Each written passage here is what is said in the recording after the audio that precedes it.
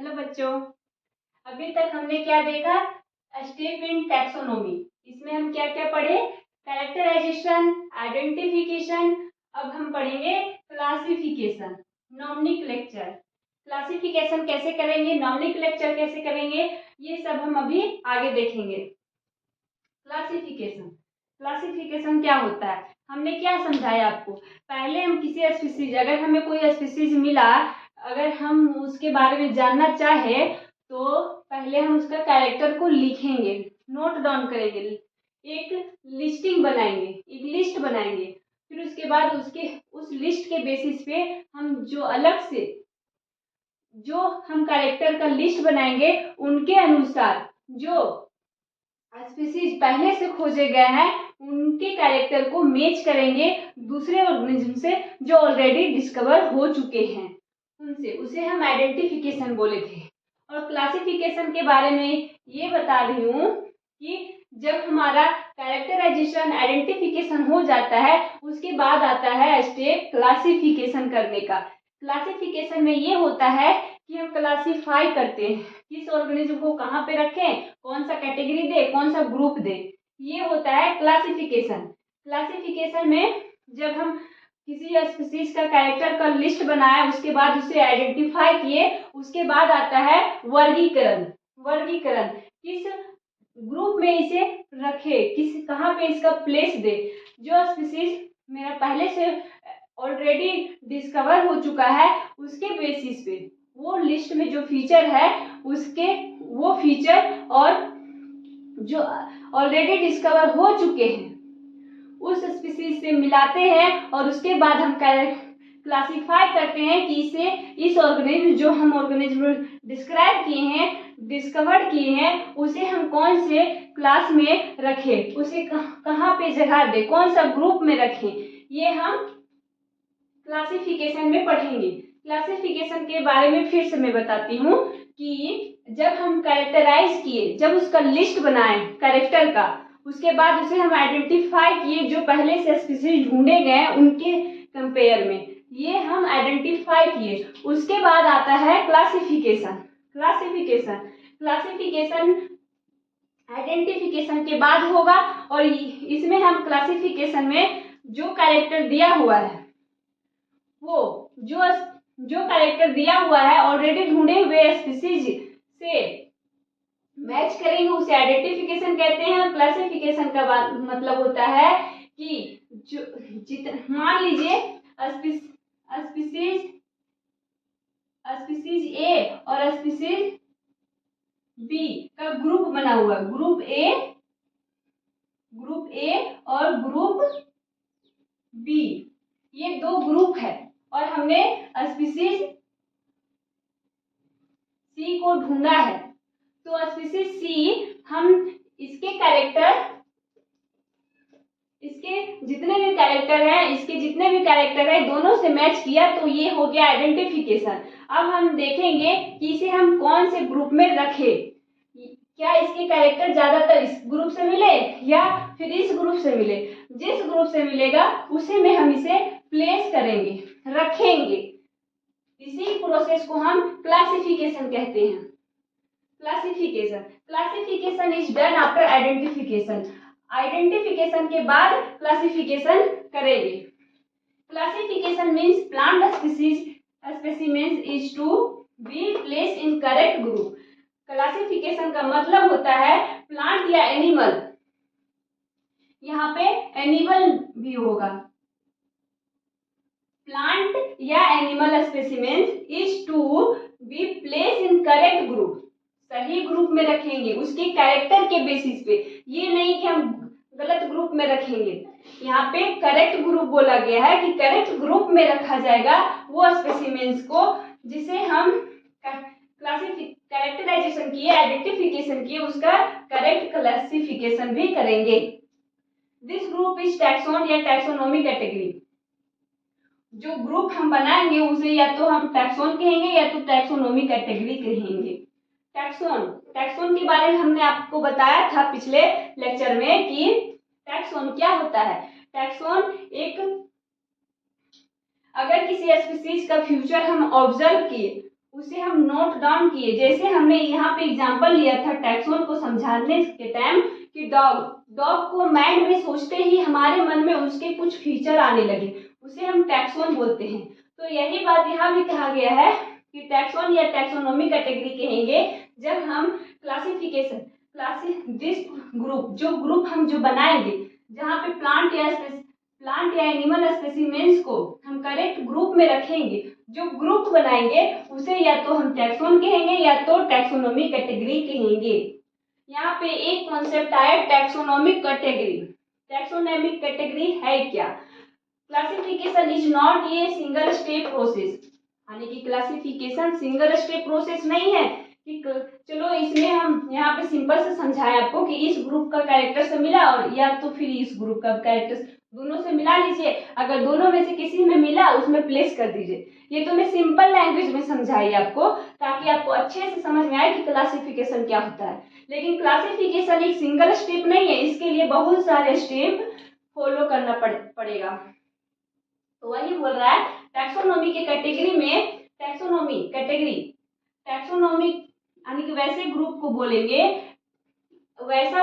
बोलेंगे taxonomy category जिसमें kingdom, phylum, class, order, family, genus और स्पीसीज ये सब स्टेप फॉलो करना पड़ता है, उसे हम टैक्सोनॉमी कैटेगरी कहते हैं। क्लासिफिकेशन एक सिंगल स्टेप प्रोसेस नहीं है, इसमें सीरीज ऑफ स्टेप आएंगे, सीरीज ऑफ स्टेप आएंगे। Where specimens is placed in taxonomy category, जो स्पेसिमेंस हम ढूंढे हैं, जिसे हम डिस्कवर किए हैं, उसे हम टैक्सोनॉमी कैटेगरी में रखेंगे। टैक्सोनॉमी कैटेगरी अगर कोई स्पेसिमेंस को हम रख रहे हैं तो पहले हम स्पेसिमेंस को लार्जर कैटेगरी में रखेंगे, उसके बाद स्मॉलर में रखेंगे।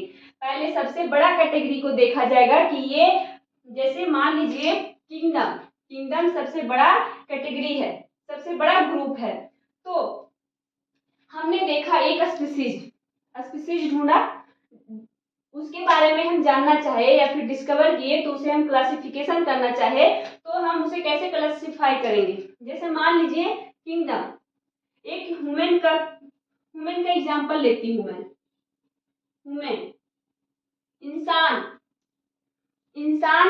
ह्यूमन का एग्जांपल लेती हूँ कि ह्यूमन किसके जैसा, यानी कि उसका क्लासिफिकेशन हम कैसे करेंगे, ह्यूमन का क्लासिफिकेशन हम कैसे करेंगे इस टैक्सोनॉमी में।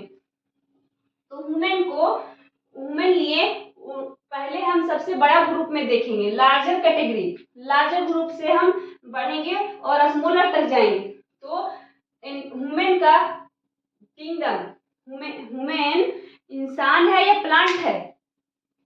ह्यूमन जो है वो एनिमल है या प्लांट है? तो हम बोलेंगे ह्यूमन एनिमल है, तो इसका किंगडम हो गया एनिमालिया। कौन सा किंगडम हो गया? एनिमालिया। अब इसके बाद आता है फाइलम ग्रुप, किंगडम के बाद आता है फाइलम। हम कौन से फाइलम में आते हैं? कोडाटा में। ह्यूमन कौन सा फाइलम में आता है?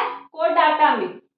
और हमारा क्लास क्या है? मैमिलिया, जो जिसके पास मेमरी ग्लैंड हो, जो बच्चे को दूध पिलाता है, उसे हम मैमिलिया के ग्रुप में रखते हैं। तो ह्यूमन कहाँ आ गया? मैमिलिया क्लास में। ऑर्डर हम ह्यूमन का क्या है? प्रीमाटा। फैमिली हमारा होमोनिड है और जीनस हमारा होमो है और स्पीसीज हमारा सेपियन। आप लोगों ने सुना होगा कि ह्यूमन का बायोलॉजिकल नेम होमो सेपियन है।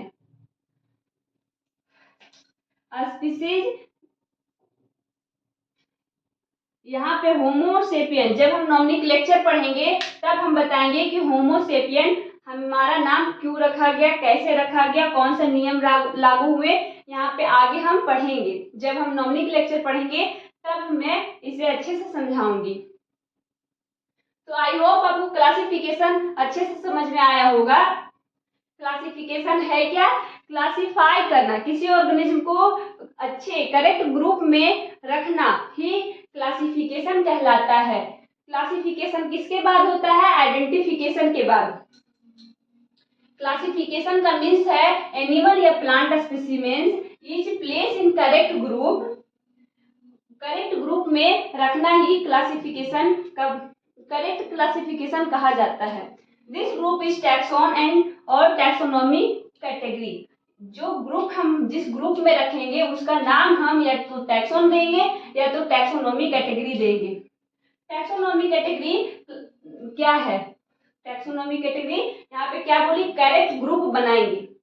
एक ग्रुप बनाएंगे, के अनेक तरह का ग्रुप बनाएंगे जिसमें अलग अलग तरह के स्पीसीज रखे हुए होंगे। उसके बेसिस पे हम स्पीसीज को करेक्ट ग्रुप प्रदान करेंगे, देंगे, प्रोवाइड करेंगे। और जो ग्रुप बनाएंगे उसका नाम हम बोलेंगे, उस ग्रुप को क्या नाम देंगे, टैक्सोनॉमी कैटेगरी। और टैक्सोनॉमी कैटेगरी एक सिंगल स्टेप प्रोसेस नहीं है। आई मीन्स कहने का मतलब है क्लासिफिकेशन एक सिंगल स्टेप प्रोसेस नहीं है, वह सीरीज ऑफ स्टेप है जिसमें हम kingdom, phylum, class, order, family, genus, species. जब हम टैक्सोनॉमी कैटेगरी डिटेल से पढ़ेंगे तब हम जानेंगे कि किंगडम है क्या, फाइलम है क्या, क्लास क्या है, ऑर्डर क्या है, फैमिली क्या है, जीनस क्या है, स्पीसीज क्या है। कुछ एग्जाम्पल के बेसिस पे हम बताएंगे कि जैसे यहाँ पे ह्यूमन का लिया, इसी तरह हम कुछ प्लांट का लेंगे। मैंगो का किंगडम क्या है, फाइलम क्या है, क्लास क्या है, ऑर्डर क्या है, उसमें एग्जाम्पल देके मैं उस टाइम अच्छे से समझाऊंगी। इसका एक सेपरेट ही वीडियो बनाऊंगी क्योंकि क्लासिफिकेशन यहाँ पे समझ रहे हैं, यहाँ पे हम टैक्सोनॉमी कैटेगरी नहीं पढ़ रहे। आपको मैं बताई थी जब हमारा इंट्रोडक्शन क्लास था तब हम बोले थे कि एनसीईआरटी में व्हाट इज लिविंग, डाइवर्सिटी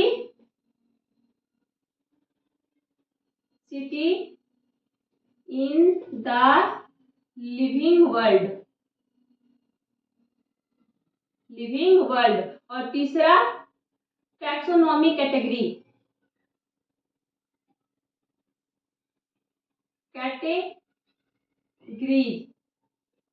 और चौथा टैक्सोनॉमी एड्स। ये देखा था हम लोगों ने कि हम ये जब चैप्टर स्टार्ट किए थे, जब इंट्रोडक्शन क्लास था तब हमने बोला था कि व्हाट इज लिविंग क्या है, diversity in the living world. हमारे वर्ल्ड में ऑर्गेनिज्म का डाइवर्सिटी अलग अलग तरह से कैसे हैं, उसमें हम कुछ स्टेप बोले थे कि ये सब स्टेप हम पढ़ेंगे डिटेल से। उसके बाद हमने बोला था टैक्सोनॉमी कैटेगरी के बारे में पढ़ेंगे और टैक्सोनॉमी एड्स के बारे में पढ़ेंगे। तो अभी तो मैं diversity in the living world ही पढ़ा रही हूँ। इसके आगे का प्रोसेस जो है वो हम आगे के वीडियो में देखेंगे, इसीलिए मैं अभी क्लासिफिकेशन समझा रही हूँ। क्लासिफिकेशन को समझने में कोई परेशानी ना हो, इसीलिए हमने टैक्सोनॉमी कैटेगरी के बारे में भी थोड़ा सा इंट्रोड्यूस कर दिया ताकि आपको प्रॉब्लम ना हो। अब हम देखते हैं नॉमिनक्लेचर। नॉमिनक्लेचर है क्या? किसी भी ऑर्गेनिज्म को नाम देना ही नॉमिनक्लेचर कहलाता है। जब हम किसी ऑर्गेनिज्म, किसी स्पीशीज को ढूंढे तो उसका कैरेक्टर को जाना, उसके बाद उसे आइडेंटिफाई किया, उसके बाद क्लासिफिकेशन किया, उसके बाद हम अब उस ऑर्गेनिज्म या स्पीशीज को नाम देंगे, उसे हम नाम देंगे, उसे स्पेशल नाम देंगे। ये थोड़ी है जैसे मान लीजिए एक ह्यूमन है, उसका 2 बच्चे हैं। ह्यूमन है, इसके 2 बच्चे हैं। एक बच्चा है और दूसरा भी बच्चा ही है, 2 लड़के हैं। इस तरह एग्जांपल देती हूँ, दोनों बॉय हैं। ये थोड़ी बोलेगा जब ह्यूमन इंसान को अपने बच्चे को बुलाना होगा तब वो थोड़ी बोलेगा कि बॉय 1 यहाँ आओ, बॉय 2 यहाँ आओ, या फिर ए बच्चा यहाँ। तो दोनों बच्चे कंफ्यूज हो जाएंगे कि किसे बुला रहे हैं पापा, यही बोलेंगे। तो इसीलिए इंसान ने इसे नाम दिया, दोनों को अलग अलग नाम दिया ताकि जब ये बुलाए तब इसे डिफिकल्टी फील्ड ना हो। जब ह्यूमन बॉय 1 का नाम मान लीजिए राज दिया और बॉय 2 का नाम मान लीजिए रोहित दिया,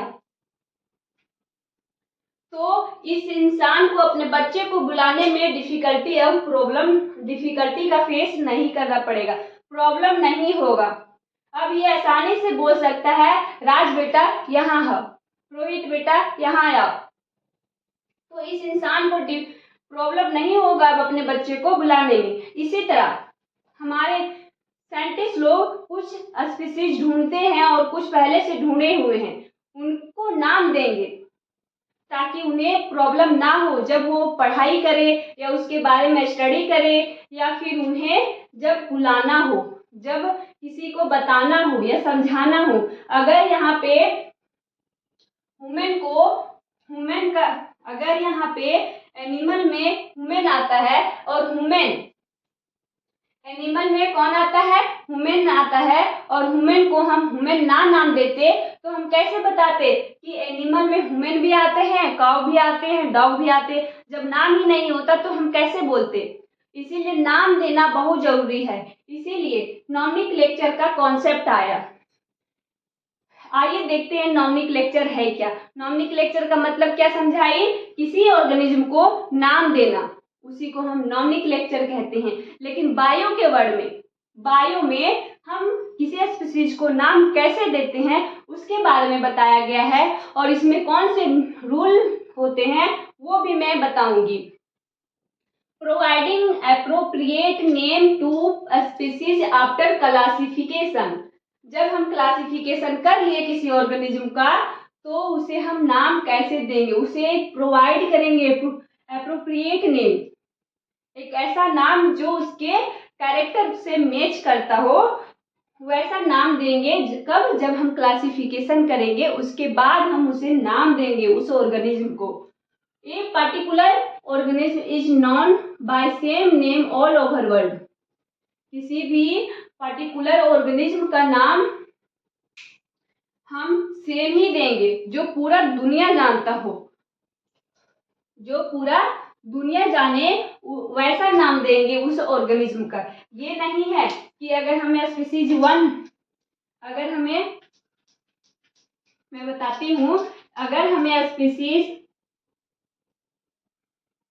स्पीशीज ए और स्पीशीज बी का नॉमिनक्लेचर कर रहा है तो हम दोनों का नाम मैंगो नहीं रखेंगे। अगर इसके कैरेक्टर मैंगो जैसे मिलेंगे तो हम इसको मैंगो बोलेंगे। अगर इसके कैरेक्टर मैंगो जैसे नहीं मिलते हैं, जिसके जैसे मिलेंगे उन्हीं के जैसे, मान लीजिए ये स्पीशीज भी हम नीम का पेड़ हो, शायद नीम का कैरेक्टर मिल रहा हो तो हम इसे नीम का नाम देंगे कि यह कौन सा पेड़ है, नीम का पेड़ है या मैंगो का पेड़ है। ऐसे हम नॉमिनक्लेचर करेंगे। ये नहीं कि दो स्पीशीज का नाम सेम ही रख दिए, ऐसा भी नहीं है। अब सोच रहे होंगे कि अगर साइंटिस्ट लोग अगर किसी को साइंटिस्ट लोग साइंटिफिक नेम देते हैं तो आप सोच रहे होंगे कि वो हो सकता है दो साइंटिस्ट एक ही ऑर्गेनिज्म का दो नाम दे दे, हो सकता है। तो इसके लिए नॉमिनक्लेचर के लिए कुछ नियम बनाए हुए हैं, वो भी मैं पढ़ाऊंगी और अच्छे से बताऊंगी। अब तब तक लास्ट तक आप वीडियो तक बने रहें। Nomenclature naming is only possible when organism is described correctly. Nomenclature उसका नाम ही है जो ऑर्गेनिज्म को अच्छे तरीके से डिस्क्राइब करे, उसे बताए। आम सुनते ही हमारे मन में क्या आता है कि आम, अरे आम तो मीठा होता है, उसका रंग पक जाने के बाद पीला हो जाता है, जब वो कच्चा रहता है तब वो खट्टे और हरे रंग का होता है। ऐसे मन में फीचर आने लगे। तो वही बोल रहा है, जब हम नाम सुने या नाम दे तो उसके बारे में जो बताए वो करेक्टली बताए, अच्छे तरीके से बताए, वैसा नाम देना चाहिए कोई भी ऑर्गेनिज्म का। टाइप्स ऑफ नेम कितने तरह से हम देते हैं ऑर्गेनिज्म को। एक होता है कॉमन नेम, एक कॉमन नेम या तो लोकल नेम, या तो कॉमन नेम बोलिए या तो लोकल नेम बोलिए। जो हम कॉमन नेम वो होता है जो हम अपने लैंग्वेज में देते हैं। अगर हम इंडिया में हैं तो हम जान रहे हैं कि मैंगो को आम कहते हैं, लेकिन मान लीजिए इंग्लैंड के लोग इंग्लैंड के लोग के पास हम बोले कि हमें 1 केजी आम चाहिए, तो क्या वो समझ पाएंगे?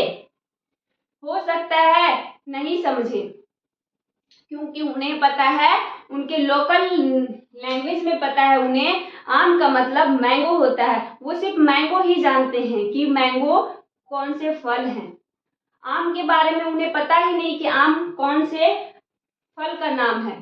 ये तो हम इंडिया वालों को पता है, जो हिंदी जानते हैं उन्हें पता है कि आम किसे कहते हैं, कौन से फल हैं। लेकिन हो सकता है इंग्लैंड वाले लोग आम ना जाने, वो मैंगो जानते हैं। मान लीजिए चाइना का लैंग्वेज हमें नहीं समझ में आता, वो अपने लैंग्वेज में आके बोले हमें कि हमें 1 केजी आम चाहिए, लेकिन उनका लैंग्वेज हमें समझ नहीं आया, तो हम क्या दे सकेंगे? नहीं। लोकल कॉमन नेम वैसा नेम होता है जो हमारे लैंग्वेज के अनुसार से दिया जाए या क्षेत्र के अनुसार से दिया जाए, उसे हम कॉमन नेम या लोकल नेम कहते हैं। इसमें ड्रॉबैक ये होता है कि एक स्पीसीज के बहुत सारे नाम होते हैं। जैसे मैंगो का ही केस ले ले तो एक में बोले मैंगो, एक में बोले आम। हो सकता है चाइना वाले कुछ और बोले, दूसरे लैंग्वेज वाले कुछ और बोले, तो एक स्पीसीज का कितने सारे नाम हो गए। उसी यानी कि इसका ड्रॉबैक ये है कि एक स्पीसीज का नाम बहुत मोर देन वन, एक से ज्यादा होता है, जो हमें कंफ्यूजन में डाल देता है। क्या करता है? कंफ्यूजन में डाल देता है। अगर हम किसी दूसरे देश में गए तो हम वहां पे 1 किलो आम बोलेंगे, तो हो सकता है जो आम ना जानता हो दूसरे कंट्री के लोग, तो वो हमें नहीं दे सकते। वहां पे कंफ्यूजन आ जाएगा, कंफ्यूजन क्रिएट हो जाएगा कि ये बोल क्या रहा है ये इंसान। तो कॉमन नेम में ये दिक्कत होती है। साइंटिफिक या बायोलॉजिकल, या तो दूसरा नाम होता है साइंटिफिक, बायोलॉजिकल और टैक्सोनॉमिक नेम। साइंटिफिक या बायोलॉजिकल नेम एक ऐसा नाम है जो पूरे दुनिया में एक जैसा ही नाम हो, किसी ऑर्गेनिज्म का नाम एक ही हो और वो पूरा दुनिया जानता है कि इसका नाम क्या है। जैसे मैंगो का साइंटिफिक नेम है मैग्नीफेरा इंडिका। क्या नाम है?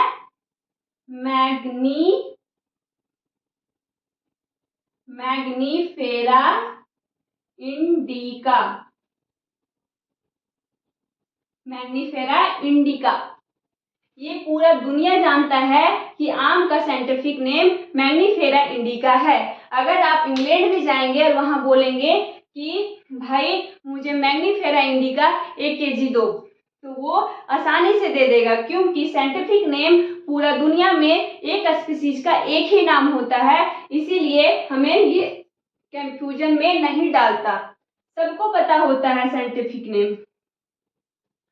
इसका एडवांटेज ये है कि only one name is possible if rule is properly follow. इसका एडवांटेज ये है कि पूरा दुनिया में एक ही नाम होता है किसी भी स्पीसीज का, जिसकी वजह से ये रूल प्रॉपरली फॉलो किया जाता है।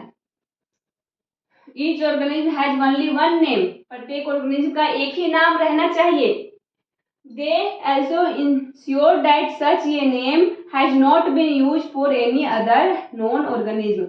जब हम नोमेनक्लेचर करेंगे तब हमें इंश्योर होना चाहिए कि जो नाम हम जो स्पीसीज को दे रहे हैं वो नाम किसी दूसरे स्पीसीज को पहले से ना दिया गया हो, ये हमें देखना होगा। आई होप आप लोग को स्टेप ऑफ टैक्सोनॉमी में क्लासिफिकेशन, आइडेंटिफिकेशन और स्टेप इन टैक्सोनॉमी में कैरेक्टराइजेशन, आइडेंटिफिकेशन, क्लासिफिकेशन, नोमेनक्लेचर अच्छे से समझ में आया होगा। इसके नोमेनक्लेचर के जो रूल है, जो नियम है, जो बनाए गए हैं, वो हम आगे पढ़ेंगे। आगे के लेक्चर में देखेंगे कि बाइनोमियल नोमेनक्लेचर है क्या। आगे हम अच्छे से और डिटेल से नोमेनक्लेचर को पढ़ने की कोशिश करेंगे और ये भी जानेंगे कि किसी स्पीसीज को हम साइंटिफिक नेम कैसे देते हैं, उसके क्या नियम है, क्या रूल है, कैसे ये फॉलो होता है, ये भी हम आगे जानेंगे। आई होप आप लोग को ये वीडियो अच्छा लग रहा हो और समझ में आ रहा हो। अगर आप लोग को ये वीडियो मददगार हेल्पफुल रहा हो तो प्लीज़ आप हमारे चैनल को सब्सक्राइब करें और कमेंट करें, लाइक करें और शेयर करना ना भूलें, ताकि आपके दोस्तों को भी यह वीडियो हेल्प करे, वो भी अच्छे तरीके से पढ़ सके। नॉमेनक्लेचर, कैरेक्टराइजेशन, आइडेंटिफिकेशन, क्लासिफिकेशन क्या है वो उनका भी कॉन्सेप्ट अच्छे से क्लियर हो और वो अच्छे से ये चैप्टर पढ़ सके, ताकि एग्जाम में उन्हें कोई तरह का प्रॉब्लम ना फेस करना पड़े, ना किसी तरह की परेशानी का दिक्कत का सामना करना पड़े। थैंक यू, धन्यवाद।